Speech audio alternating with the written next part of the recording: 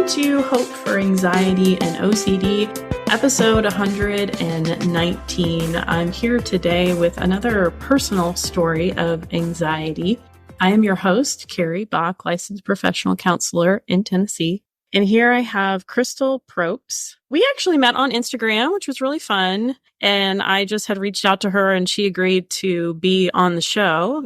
Crystal's been posting a lot of information about ICBT, which is Inference-Based cognitive behavioral therapy, and just her perspective of it from the client that I feel like is very helpful. Sometimes we have different types of shows. Sometimes we have shows with different professionals who tell us about the nitty-gritty details of specific therapy. But we always find it helpful to share personal stories on the podcast of people who have actually been through the struggles and the trials that so many of you have gone through with OCD. And it encourages other people to continue to seek help because we want people to know that there's hope and there's help. And with our story today, if one treatment in particular doesn't work for you, that it's okay to know that there are other treatment options out there for you. You don't have to be stuck in a rut. I think a lot of times people feel like I'm the exception to the rule and I'm the one that this therapy is not going to work for and I can't get help, and then they stop. And we just don't want anybody to stop today. If you hear nothing else from this episode, that's what I would want you to know from the therapist's point of view. Welcome, Crystal. Hi. Tell us a little bit about your story with OCD. How did that start? And when did you notice it showing up? And then when did you realize, like, oh, that's what this is? My story is a long one. Now that I think back about it, I really didn't think this hard about it until recently. But now that I think back about it, I knew that it had showed up in childhood, but I wasn't really sure how young. I think I was 3. Which is very young, right? I've lived with this my entire life. But yes, I think I was 3. I started my first manifestation of OCD was emetophobia, but I had a lot of other issues with it. I had overwhelm with big situations. I remember having so much DPDR, really stiffness, and kids are supposed to be excited, right? But I'm sitting there silent. My mom's like, "Are you okay? What's wrong with you?" And it's I don't really know. I just feel overwhelmed. I would get really particular about the order of my toys and my toys being played with a certain way. And it would give me extreme anxiety to let people borrow books, just all kinds of little things that shouldn't have caused anxiety that did now that I look back on it. But I think what really, I would say when my brain broke, even though I definitely had OCD before then, I was, I think 12, I was in 7th grade and I was a teacher's assistant for my teacher. And so I spent a lot of time alone in her room as one of my electives. And I was grading papers and stuff. Obviously, quiet, alone gives you so much room for your imagination to run wild. And I just remember having this thought, what if you're terminally ill? What if you have cancer? And then that just OCD latched right on. It's why did I think that? Is God trying to tell me that I have cancer? Is there something wrong with me? And I spent a long time after that, terrified, and I couldn't figure out why. And I thought I was going crazy and I didn't want to say anything about it to my mom because I really didn't know what was going on.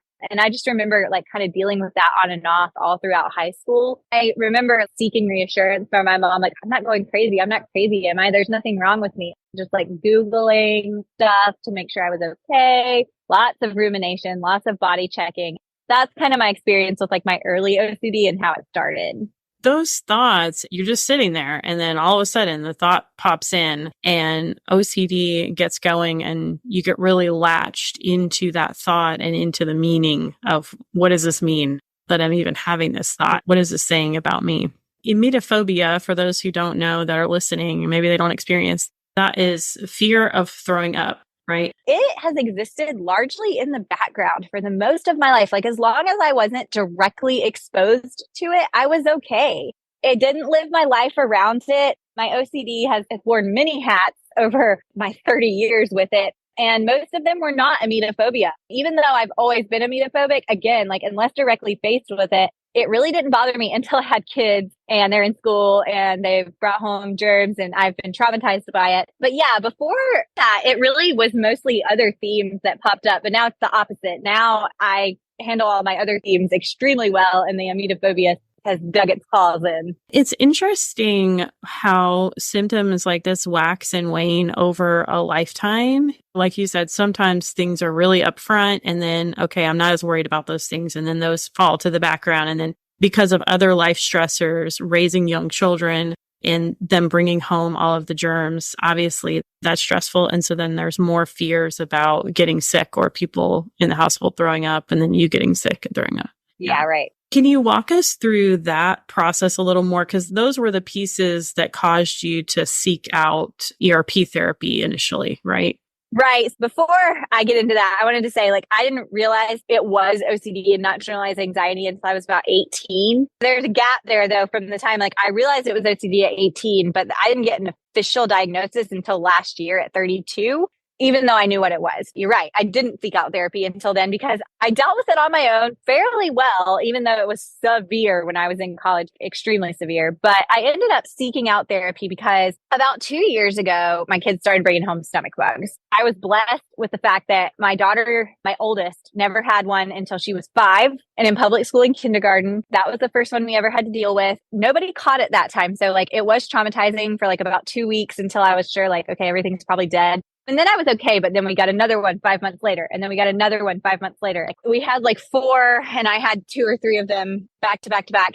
By the time I would get over one, we would get another one and it was just back to, and the one that took our whole family down, it was extremely traumatic for me. And I think people who don't have a phobia, it's like hard to explain like the level of fear you experience in relation to a true phobia. Some people never feel that type of fear ever in their life. But if you've ever been terrified of something, you got to think of like the most scared you've ever been in your entire life, like the scariest possible thing you can think of, and being faced with that and having to take care of your kid through that and then having to deal with it yourself. I'm like literally shaking while taking care of my kid. And then I get sick. It's like the worst I've ever felt in my life.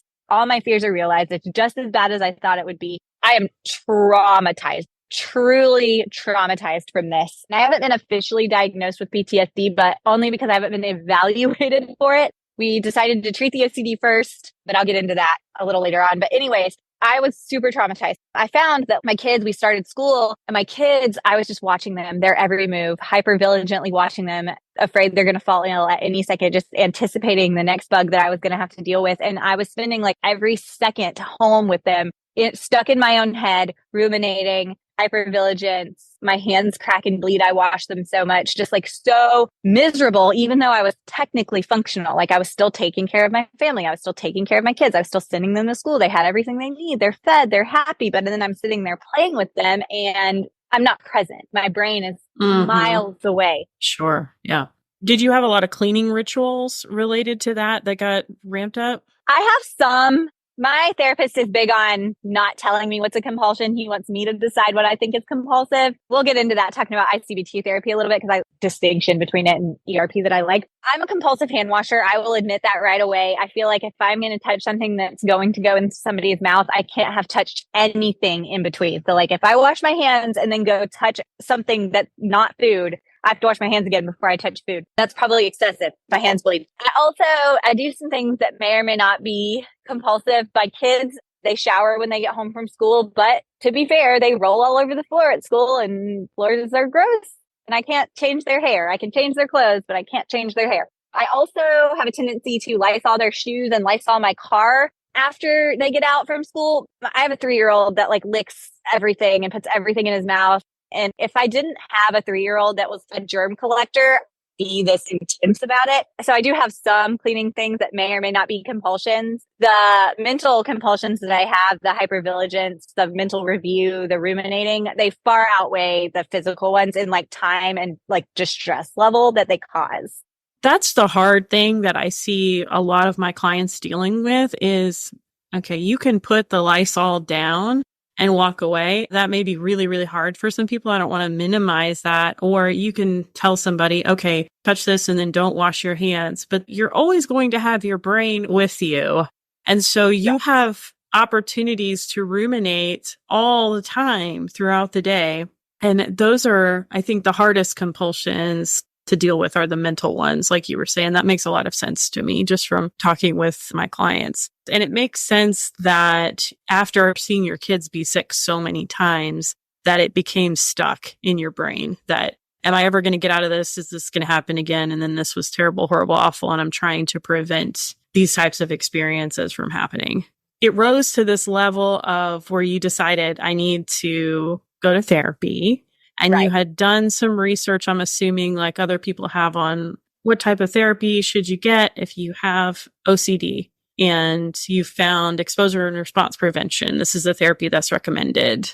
I knew about ERP for a long time. I have never wanted to try ERP. I have never thought that it would work for my phobia, but I was desperate. I knew about both ICBT and ERP going in. I was struggling to find an ICBT therapist and I was desperate. So I was like, let me try this therapist that says that they do ERP and CBT and is trauma informed and see if they can work with me. But I don't want to do exposure therapy directly related to my phobia. I went in thinking, okay, maybe he can work with me. And he really seemed like he might. He was really nice, good Christian guy from my state. I thought, okay, this is going to be a good experience. And really, he had a lot of experience with trauma and stuff. And honestly, if he hadn't been where he was working, I think that he may have been a really good therapist for me. But I felt like being treated as just like a number on an assembly line. Like, you have OCD, you have ERP. This is exactly how we treat this. And there was no room for my personal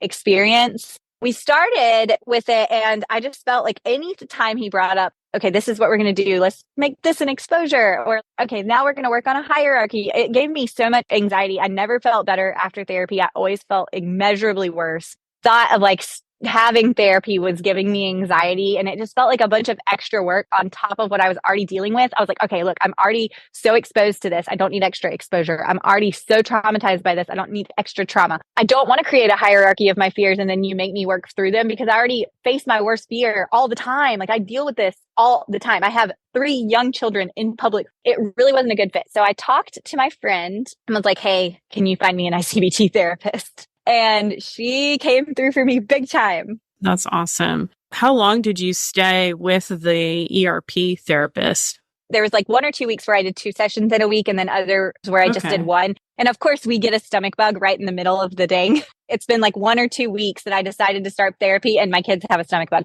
And it was awful. Not only am I like trying to start therapy, I'm also dealing with my worst nightmare at the same time. Of course, only like 5 months after we had the last one I had just started to feel better, and then this happens again. So I think I did 4 or 5 weeks of ERP total. Okay.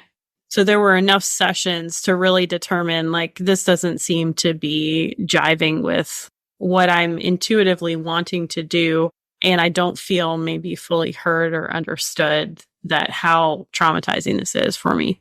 Right. I felt like I was having to spend so much time explaining what I meant and what was really bothering me and what I really hoped to get out of it. None of that was coming through. I don't know, like maybe he didn't have a lot of experience with emetophobia in general. It just seemed like he could only do exposures and plan exposures. That's not what I wanted. I already have exposures. What I primarily wanted to get out of therapy was to learn how to stop the mental compulsions, to stay in the present moment, to redirect my attention to reality, and be able to be present with my kids. I don't think I'm ever not going to be emetophobic. I can't imagine a day where if there is a stomach bug in my house that it's not going to terrify me. But I absolutely can imagine a day where I am not worried about it unless it is directly in my house. You know what I mean? Yes. And I did think ERP did a good job of making me more present. You know, it's like, okay, well, you're not present, but you just got to function anyways. But I'm already extremely functional. I don't need help functioning. I need help being present.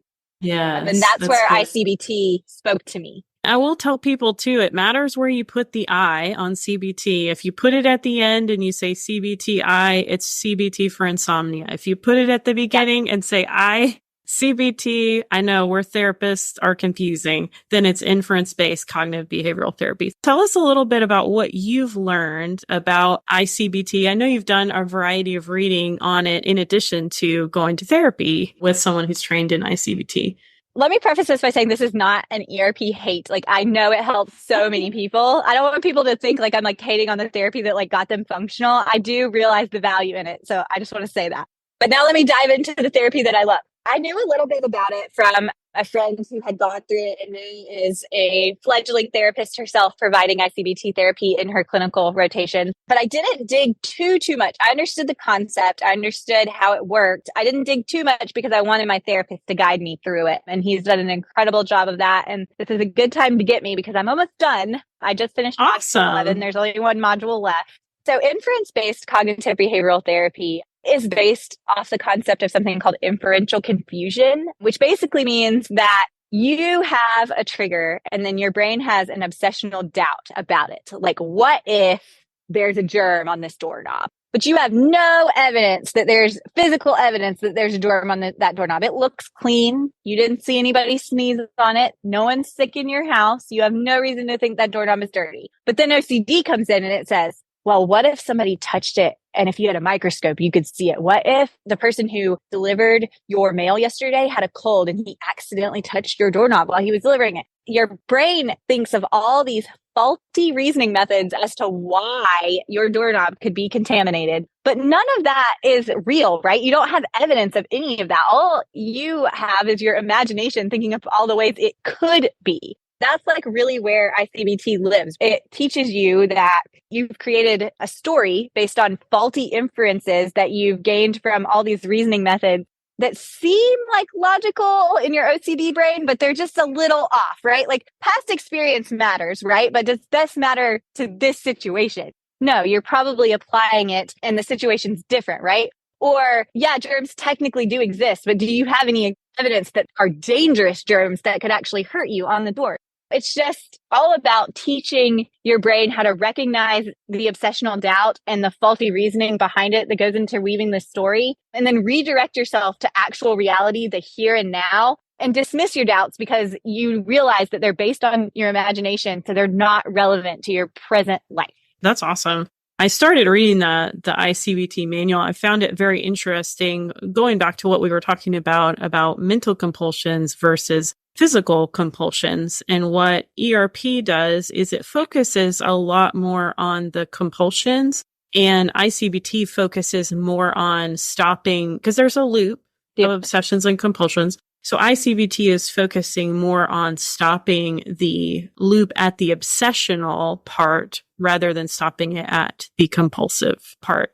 And I think that makes a difference when you're talking about mental compulsions, being able to say, okay, right now it has OCD kind of taken over my imagination, and now I'm imagining the worst case scenario where everyone in the family is sick in the hospital dying because of this stomach bug that I caught off the doorknob. Right. And I think with ICBT, it's a metacognitive therapy, right? It resolves the obsession. The thing I love about ICBT is that when it works, when you finally get it, I'm not perfect at it yet, don't get me wrong, but the more you practice, the better you get. And it's like a slow burn. First, you just start recognizing, crap, that is so outlandish. Like, yes, that's a faulty reasoning method, but you can't stop. Like, you're still compelled to like do it, but it could be possible. But as you recognize more and more of your obsessional doubts and like what is actually drawing you into the OCD bubble, you get better and better and better at not getting into that rumination cycle, right? It's like, wait, no, this is an obsessional doubt. I don't need to take it further. But the greatest thing about it is when it works,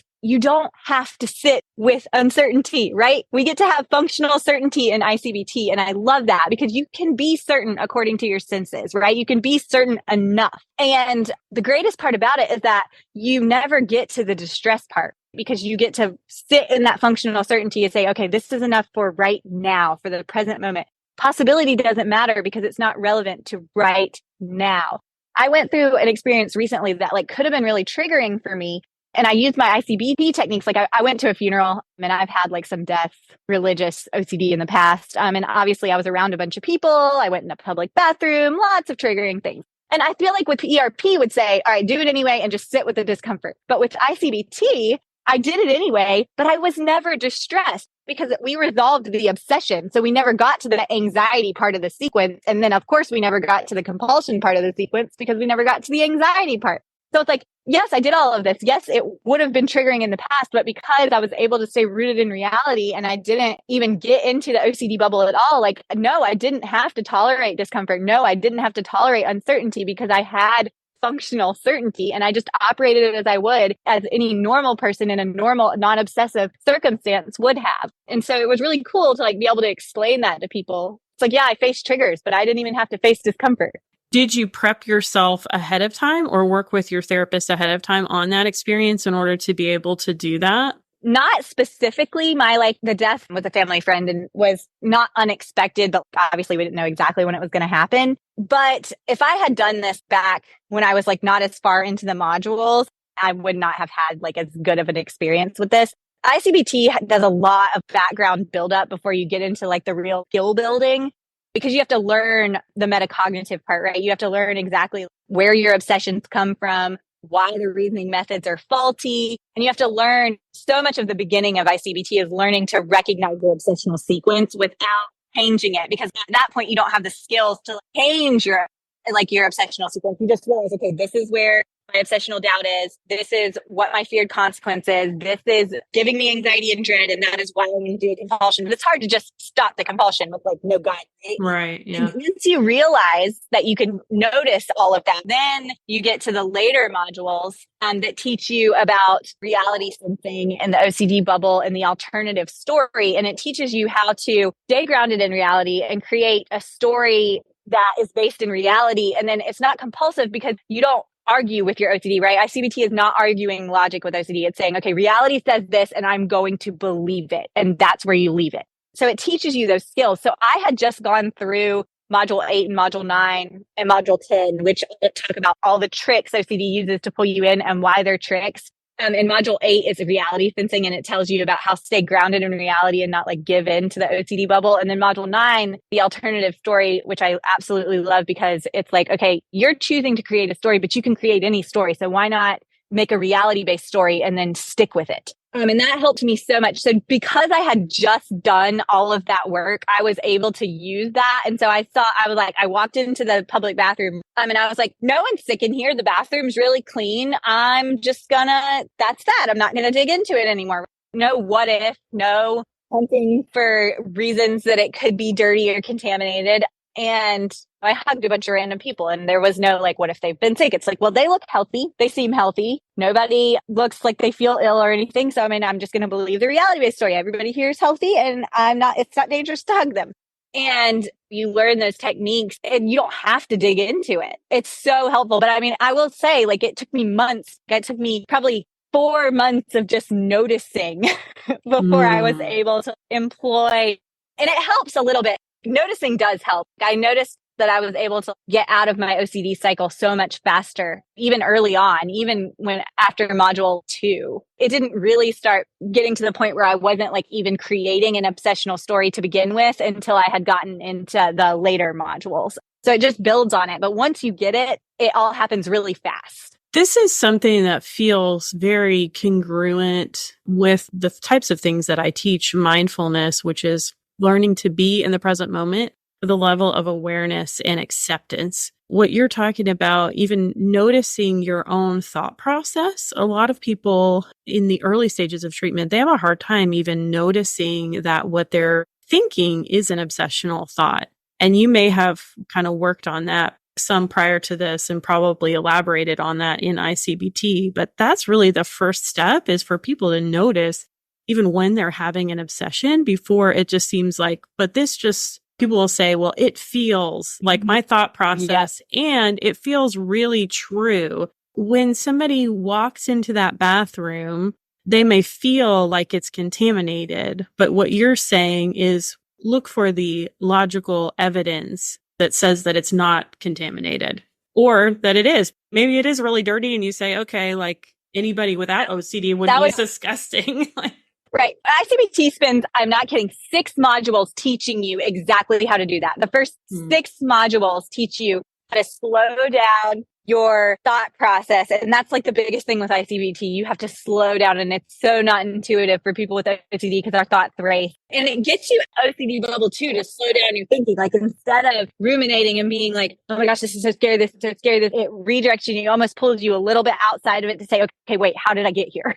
You spend the first 6 modules learning how to recognize your obsessional sequence, how you weaved this obsessional story, why it feels so real, and the ways OCD pulled you in. literally 6 modules before it even ever tells you like, okay, here's how you get out. And as you learn to slow down the process and work on the whole, do I have direct evidence of this doubt? And that was like one of the earliest things. I think we were in module 2 when my therapist taught me this. He said, just ask yourself, what direct evidence would I have to have right now for my doubt to be true?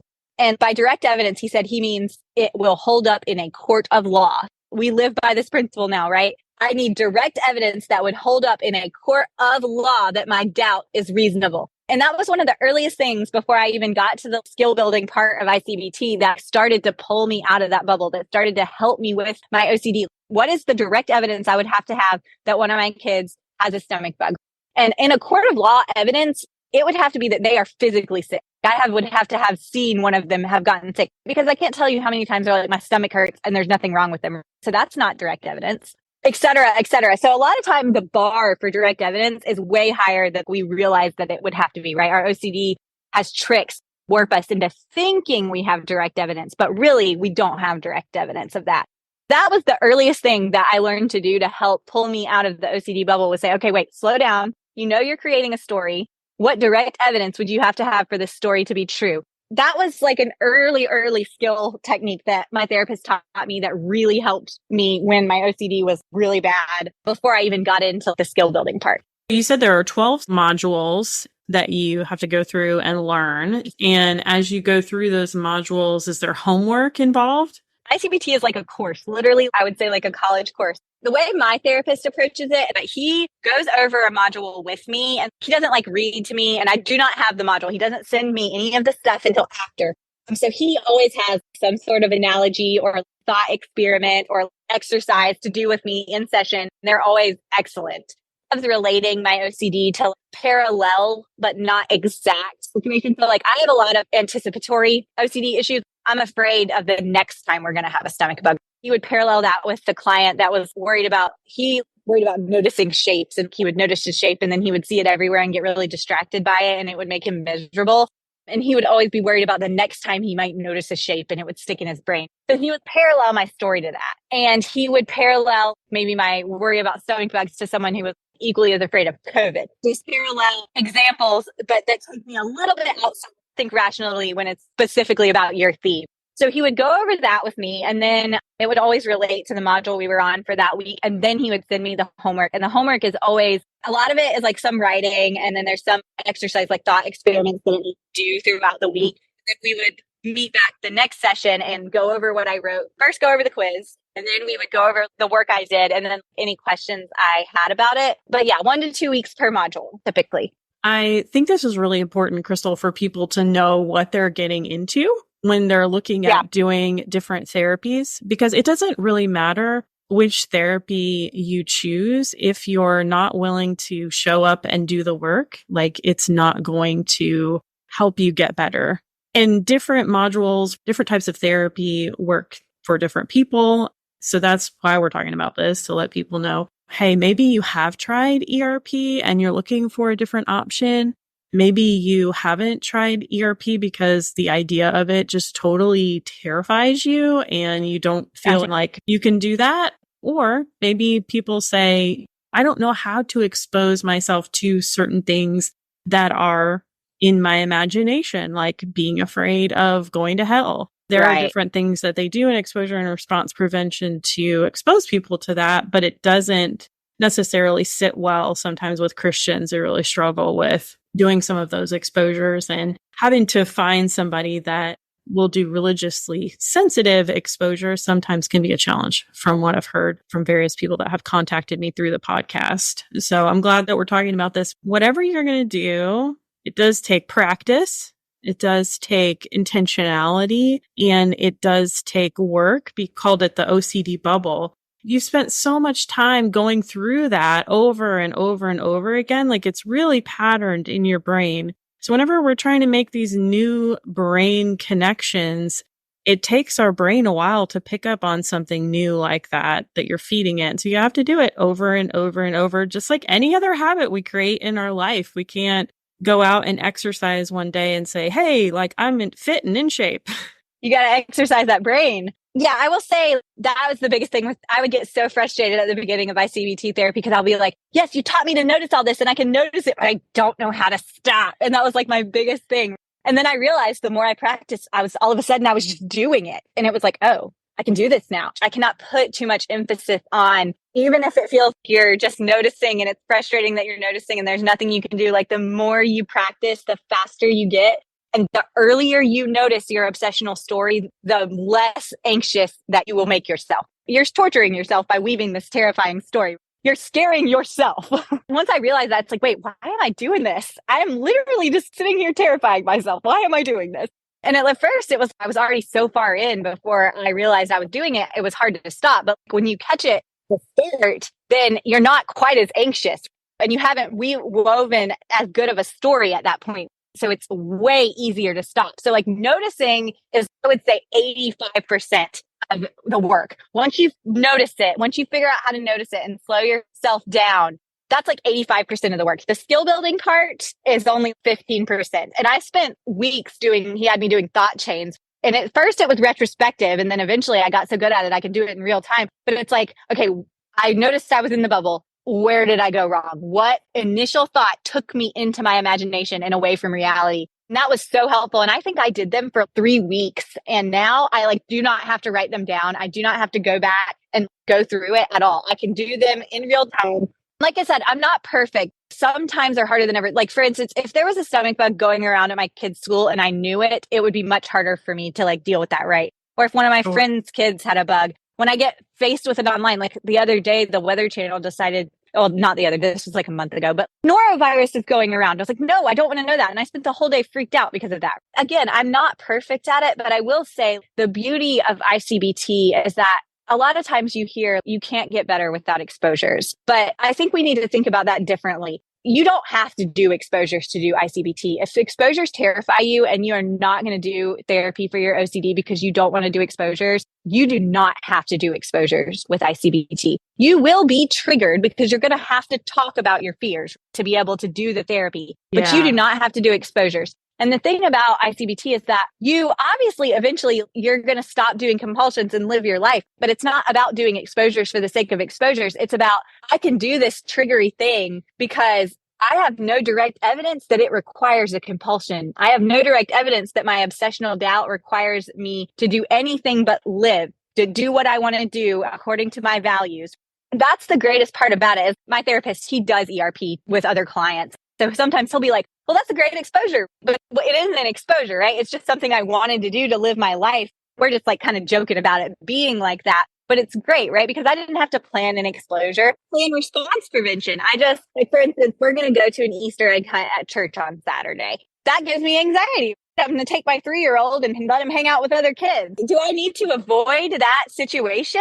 No, because no one's ill. I have no evidence that anything bad is going around at the church. It's outdoors in the sunlight. And we've gone to many things at the church before and my kids have been fine. My daughter goes there all the time with her friends and she comes back fine. And so reality tells me that we can go and it'll be great. And it's something I want to do. And it's something that's value based. And so it's not an exposure, right? It's just me living according to my values and not having to do an avoidant compulsion because reality says that it's unnecessary. Unless you're doing massive amounts of avoiding, which there are people that do that avoid all types of different situations.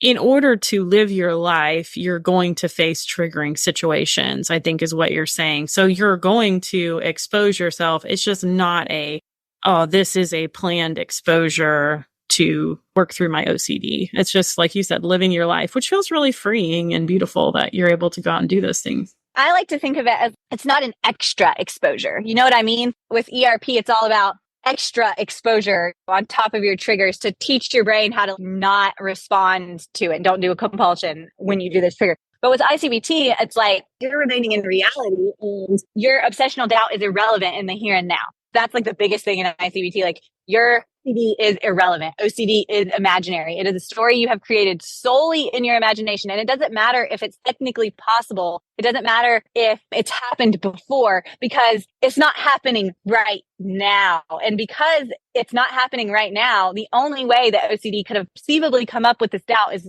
for you to have imagined it, right? And so I love that. I love, like, OCD is in your imagination, but you need to be in the present. Yeah, that's the biggest thing it has taught me, is that even though I feel like my fear is a very difficult one, my fear is more probable than not, right? There's lots of people who are scared of things with OCD that will never happen. But mine, I am going to be exposed again. I am going to be terrified, and I might even be traumatized by it, but it's not happening right now. So it doesn't require my attention right now. That's been the biggest thing for me, is learning to let go of the what if and that it's possible and this could happen in a week, because it's not serving me any purpose. And through that process, you've found that you've been able to be more present with your children than instead of just in these thought processes. What if my child gets sick, or what if they brought something home, or what if this, or what if that? And like constantly hypervigilantly monitoring their every move for evidence that they might be ill. You know, I used to spend so much time doing that, and I still do it occasionally, but it's much quicker. I'll look at them. I'll be like, oh, it looks fine. And I'll just move on. Whereas before, I would have stared and I would have asked how they felt, and I would have dug. But digging is bad. Digging is always bad.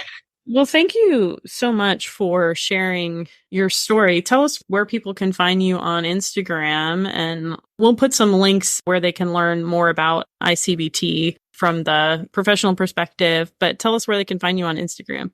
At Functionally OCD. And yeah, they can find me there. You can message me there. Awesome. Very good. Thank you again for being on the show. Yeah, anytime. Hope for Anxiety and OCD is a production of By the Well Counseling. Our show is hosted by me, Carrie Bach, licensed professional counselor in Tennessee. Opinions given by our guests are their own and do not necessarily reflect the views of myself or By the Well Counseling. Our original music is by Brandon Mangrum. Until next time, may you be comforted by God's great love for you.